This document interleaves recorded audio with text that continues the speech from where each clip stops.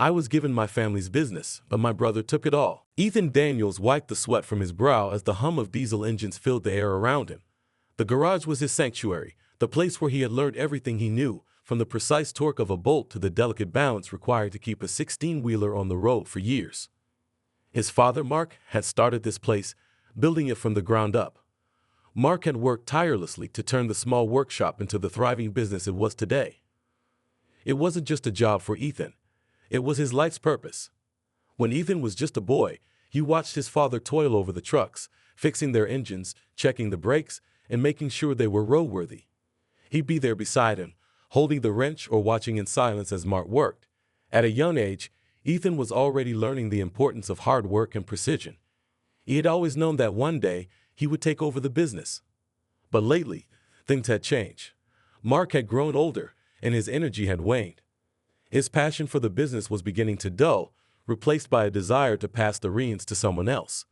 Ethan had expected it to be him, the dutiful son, the one who knew the ins and outs of the business better than anyone else. But lately, his father had been talking about Jason, Ethan's older brother, who had left the workshop years ago to pursue a life in the city. Jason had never been interested in the family business. He had always thought of it as dirty, too hard, and not worth the sweat and sacrifice. He left for college, then a corporate job, and only visited when it was convenient. Ethan had resented him for it, for turning his back on the very thing that had given them everything. Yet, as much as Ethan had expected to take over, there was a gnawing suspicion that his father didn't see it the same way. Jason's name had been mentioned more and more recently. The word stung like 1,000 bees every time Mark spoke about his oldest son. "Jason will be here this weekend," Mark had said over dinner the night before. "I've been thinking, it's time to start passing on the responsibility." Ethan had almost choked on his food. It wasn't just a passing comment, it was a declaration. His father, sitting across the table with a stern expression, had never even looked at him. Ethan had wanted to say something, anything, but the words had stuck in his throat. The injustice of it all was too much. His hands were shaking as he tightened the last bolt on a truck engine, his mind spinning with questions. Was his father really going to hand over the business to Jason? After all these years of loyalty, after all the sacrifices Ethan had made to keep the business running, could his father really just ignore him and give everything to Jason? Ethan didn't know what hurt more, the betrayal, or the fact that Jason didn't deserve it. The truth was, Jason had never been part of the workshop. Ethan had watched from a distance as Jason left for college, then for work in a high-rise office in the city. His brother's life had always been far removed from the grease-streaked floors and the smell of diesel that filled Ethan's lungs every day. Jason didn't understand the blood, sweat, and tears that had gone into building this place. Ethan remembered their childhood with a sense of bitterness. Jason had always been the favorite son, the one who could do no wrong in their mother's eyes. He was smart, charming, and driven, always excelling in everything he did. Ethan, on the other hand, had always felt like the underdog. While Jason breezed through life with his looks and quick wit, Ethan worked tirelessly, learning the trade, making sacrifices, and ultimately becoming a master of his craft. Their father had never explicitly chosen between them, but the signs were clear. It was Jason who was the golden child, the one who could do no wrong, while Ethan was left to pick up the pieces. Ethan didn't begrudge Jason's success. He knew his brother was capable. What hurt was that he had always been the one to stand by their father, to keep the business afloat, while Jason had done everything he could to avoid it. Ethan had stayed behind, working weekends and late nights, while Jason was off chasing his own dreams. And now it seemed like all of that hard work had been for nothing. Mark had never acknowledged Ethan's dedication. It wasn't that he didn't appreciate his son's efforts. It was just that he had always believed in Jason's potential. Jason's business acumen, his way with people, those were the things that Mark admired. But Ethan had something Jason would never understand: heart. Ethan understood the mechanics of the business in ways no one else did.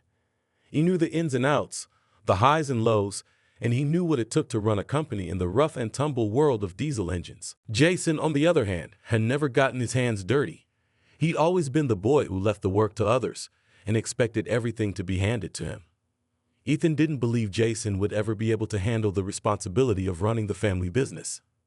Ethan's thoughts were interrupted as the door to the garage opened. He looked up to see his father standing in the doorway, his arms crossed and a serious expression on his face. "Ethan, we need to talk," Mark said, his voice low. Ethan set down his wrench, wiping his hands on the rag. He could tell from the look on his father's face that this wasn't going to be a pleasant conversation. "About what?" Ethan asked, trying to keep his voice calm. "About the future," Mark said. "I've been thinking a lot about the business, and it's time for me to start stepping back. You know that, don't you?" Ethan felt a pang of anxiety in his chest. He knew exactly where this was heading. "I've decided that Jason will be taking over," Mark said, his voice steady. Ethan froze, his heart pounding in his ears. "What?" "Jason is more than capable of running things now," Mark continued. "He's got the vision, the connections, and the drive. It's time for me to retire." Ethan's stomach dropped. He had always known this day might come, but hearing the words spoken aloud made it feel real. The injustice of it all surged through him like a tidal wave. "But I've been here all along," Ethan said, his voice barely above a whisper. "I've worked my ass off for this business. I know it better than anyone. You can't just give it to Jason." Mark's face softened, but his resolve remained firm. "Ethan, I'm not doing this to hurt you. It's just time for a change." Ethan felt his blood boil. All those years of hard work, all the nights spent in the shop, and this was the reward. He had been loyal, dedicated, and all he had to show for it was his father's decision to hand the reins over to someone who had never cared. "I don't believe this," Ethan muttered, turning away from his father. "Ethan, please," Mark said, his voice pleading. "I need you to understand. This isn't just about the business. It's about family." Ethan shook his head, anger bubbling up inside him. "Family? You've always chosen Jason. This is your way of making sure he gets everything, even if he doesn't deserve it." His father's silence spoke volumes, and Ethan knew he had no choice but to walk away. The truck's engine roared to life, and Ethan felt the vibration under his fingertips as he gripped the steering wheel. He had always loved the feeling of a powerful engine, its raw energy coursing through him, reminding him of the freedom that came with working on his own terms. As the wheels rumbled down the gravel road, a sense of finality settled over him. He had made his decision. He was leaving. Ethan had packed his tools, his most valuable possessions, and driven off without a word to anyone. There had been nothing more to say, really. His father had made it clear that Jason would take over, and no amount of pleading would change that. Ethan had spent years of his life building up the family business, but in the end, it seemed it wasn't enough. He had left the old garage behind, the place where he had learned everything. The place where his father had taught him how to fix trucks and build something out of nothing. The place that had shaped him into the man he was today. Now it was just a memory. Ethan drove aimlessly for hours, his mind racing with thoughts of what the future held. The open road felt like a canvas, waiting for him to paint his new life. But with every mile, doubt crept in. Could he really make it on his own? Could he build something from the ground up without the legacy of his father's name to back him? The questions were endless, but one thing was clear: he wasn't going back. Not now, not ever. The small town of Riverwood was a far cry from the bustling city he had left behind. Ethan arrived in the evening, tired and worn from his long drive. The streets were quiet, and the buildings were a mix of old brick and weathered wood. The air was thick with the scent of pine and earth, a welcome change from the diesel fumes of the workshop. Ethan had come here because it felt like a place where he could start over. A place far enough from the shadows of his father's garage, but close enough to the business world he knew. He rented a small storefront on Main Street and began the painstaking process of turning it into something he could call his own. It wasn't easy. Every morning, he'd wake up before dawn and drive to the small mechanic shop he had rented. The building was in need of a lot of work, but Ethan was used to that. He'd spent years fixing up old trucks, and now he would do the same for the building. Slowly, he made the space his own, repainting the walls, patching up the holes, and adding shelves for tools and equipment. At first, business was slow. He had no reputation here, no established clientele. The few people who came in were skeptical. They didn't know him, didn't trust him. But Ethan wasn't discouraged. He worked hard, often staying late into the night to finish repairs and improve the shop. He focused on the quality of his work, and over time, word of mouth began to spread. It had been 6 months since Ethan had opened his shop, and while things were improving, there was still a sense of uncertainty hanging in the air. The small-town customers were beginning to trust him, but his business was far from thriving. He still had a long way to go. One day, a call came in that would change everything. Daniel's Auto Repair, Ethan answered, wiping grease from his hands. I need a truck fixed, the voice on the other end said. It's a big one, semi, in fact. I need it running by tomorrow, or I'm out of business. Ethan's heart skipped a beat. A semi-truck was no small job. He knew this could be a make or break opportunity. I'll need to see it before I can give you an estimate, Ethan said, trying to sound confident. I'll bring it by now, the man replied, and you better fix it, or I'm going elsewhere. The phone clicked off, and Ethan stood there for a moment, wondering if he had made a mistake. The pressure was immense. He didn't have the luxury of turning down big jobs, but this one felt different. He had only worked on smaller trucks and personal vehicles. Fixing a semi was an entirely new challenge. Ethan paced around the shop, mentally going over the details. He would need extra hands, tools he didn't have yet, and a plan to make sure everything went smoothly. He called in a favor from a few of the local mechanics he had gotten to know over the last few months. Together, they went to work, tearing apart the truck's engine and checking for issues. The hours flew by, and by the time night fell, Ethan and his team had managed to fix the problem. The truck's engine purred to life, and Ethan couldn't help but feel a surge of pride. This was what he had wanted all along, to prove to himself that he could do it. The next morning, the man returned. He walked around the truck, inspecting the work with a critical eye. Ethan could see the skepticism in his face, but he held his breath. Well, the man asked, eyeing Ethan.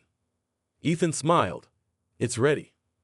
The man started the engine, and the truck rumbled to life, sounding smoother than it had in years.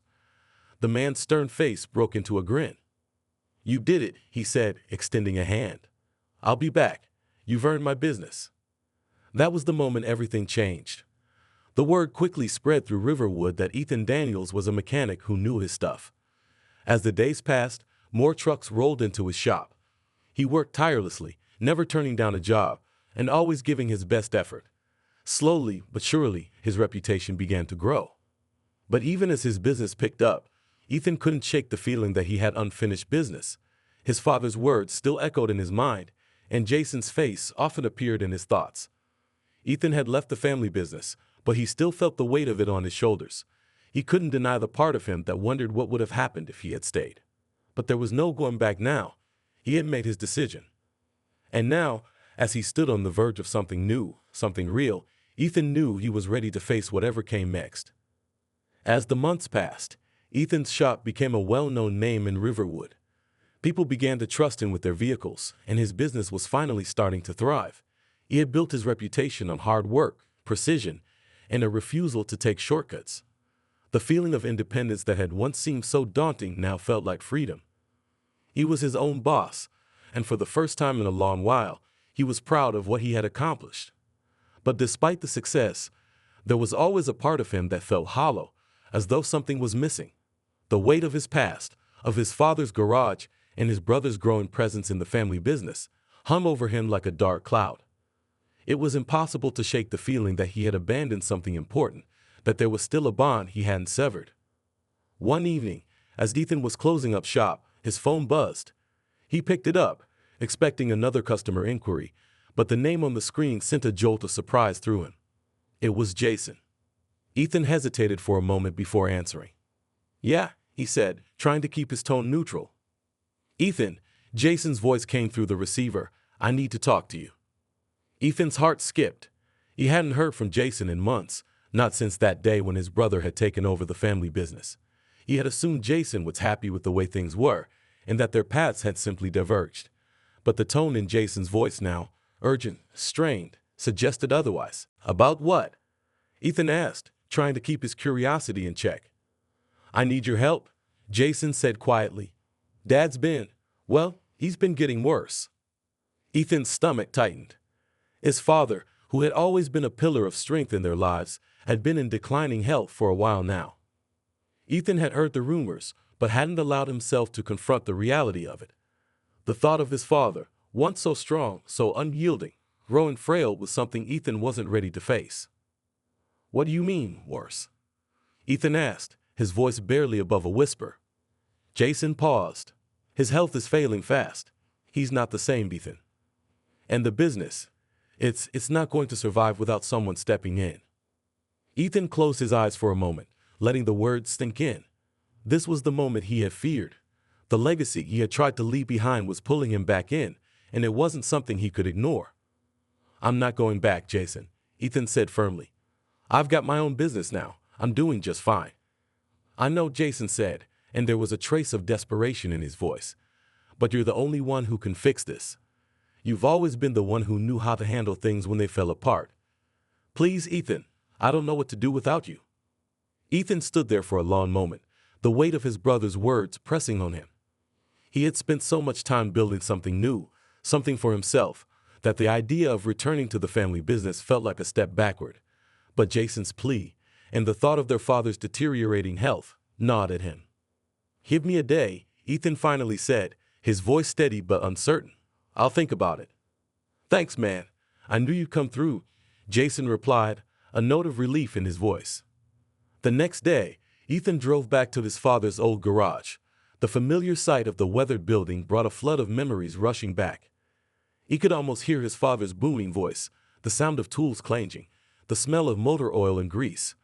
But as he stepped inside, the place felt different. It was quieter, emptier, as though the very soul of the shop had been drained away. Jason was waiting for him inside, looking worn and tired. His clothes were rumpled, his hair disheveled. He had always been the more polished of the two brothers, but now there was a weariness in his eyes that spoke of the stress he had been carrying. "I didn't expect you to come back," Jason said, his voice quiet. Ethan gave a half shrug, unsure of how to respond. "I came because you asked." Jason nodded, his gaze shifting to the far corner of the shop, where their father's office door stood ajar. "He's in there," Jason said, his voice thick with emotion. "He hasn't been out in days." Ethan hesitated before walking toward the office. Each step felt heavier, like he was walking toward something he couldn't escape. He had avoided facing his father's decline for months, always telling himself that he didn't need to deal with it. But now, there was no avoiding it. He was here, and he had to face the truth. When Ethan entered the office, his father was sitting in the worn-out leather chair behind the desk, his once vibrant face now pale and gaunt. The strength that had once radiated from him seemed to have withered away, leaving a frail shell of the man Ethan remembered. His father's eyes flickered up at the sound of the door opening. "Ethan," his father said hoarsely, a weak smile tugging at the corners of his lips. "I wasn't sure you'd come." Ethan's throat tightened. He had been avoiding this moment for so long, and now that it was here, he didn't know what to say. The bitterness, the anger, all of it felt so far away in the presence of his father's frailty. "I came, Dad," Ethan said softly. "Jason needed me." "I'm sorry," his father whispered, his voice barely audible. "I should have never pushed you away." Ethan shook his head, trying to ignore the lump in his throat. "It wasn't your fault," he said, even though part of him still believed it was. "You did what you thought was best." But as he said those words, he realized just how much his father's choices had shaped the way he had lived his life. The constant pressure to take over the family business, to live up to expectations, was that what he had really wanted all along? Or was it something his father had imposed on him, without ever asking what Ethan needed? "I can't do this alone," his father continued, his voice cracking. "I need you, Ethan. The business needs you." The words stung.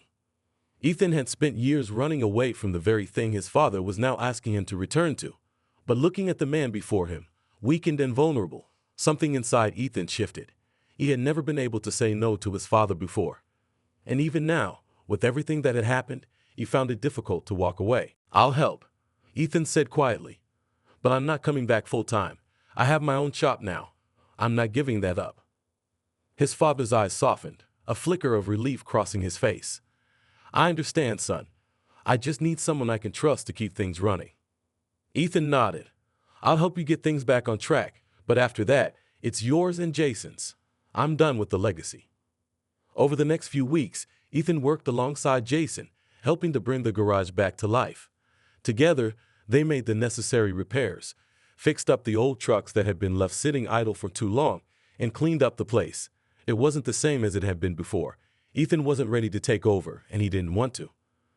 But he couldn't deny that working here again, even for just a short time, felt like stepping into a past he couldn't escape. As the garage began to pick up again, so did their relationship. The brothers, who had been so distant for so long, began to find common ground. There was still tension between them. After all, they were different men with different paths. But Ethan began to see Jason in a new light. He was no longer just the younger brother who had taken over the family business. He was someone who was carrying a heavy burden, just like Ethan had. And for the first time in years, Ethan felt like he could finally let go of the past. He had his own shop, his own life, and while the shadow of the family business would always loom over him, he was no longer bound by it.